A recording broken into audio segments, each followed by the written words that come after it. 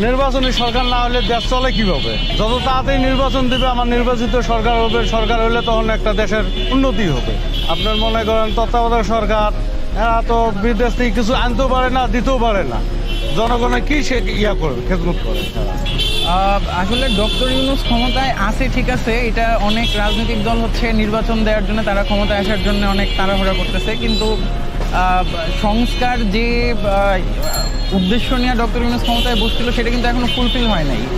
তো আমি সাধারণ পাবলিক হিসেবে মনে করি যে আরও 1-2 বছর লাগবে, কারণ যে কোনো কিছু আমরা জাতি হিসেবে এমনি যারা প্রোগ্রেস করে এদেরকে বাধা দিতে পছন্দ করি আর কি, ইন জেনারেলি। তো অনেকভাবেই বাধা তো হচ্ছে, রাস্তায় প্রতিদিন দেখতেছি নতুন নতুন আন্দোলন, এগুলো তো একটা ইস্যু। তো স্বাভাবিকভাবেই আরও 1-2 বছর আমাদের মনে হয় ধৈর্য ধরা উচিত ডক্টর ইউনূসের উপর।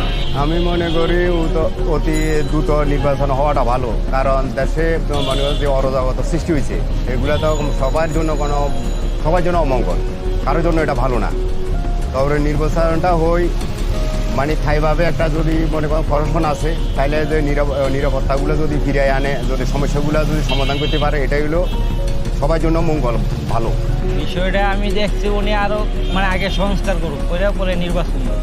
নির্বাচন তো মনে করেন বছর দিয়ে দিলে মনে হয় ভালো হয়, একটু দেরি করে দিলে মনে হয় ভালো হয়। ডক্টর ইউনূস তো নির্বাচন দিব না, সে তো মানে থাকবার গুরুত্বে, সে তো নির্বাচন দিব না। আর সে সাথে তো কোনো মুরব্বী নাই যে মুরব্বী লয়ে যেন একটা পরামর্শ করবে, কোনো মুরব্বী দেখাকে সন্তান স্বার্থে মানে পুরে চালানো করতেছে।